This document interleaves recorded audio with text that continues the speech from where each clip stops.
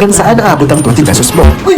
Sahod na pala! Prito Luayon. Maraming salamat, ma'am.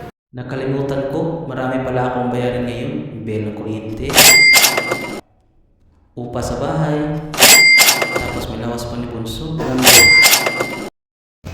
na lang natira? Ano kayang pwede kong bilhin sa 20? 20 pesos? Magkornito ka na lang.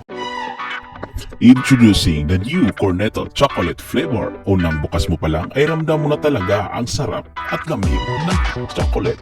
At unang kagat ay maramdaman mo na talaga ang deliciously creamy inside. At hindi lang yan dahil meron itong maraming toppings na chocolate.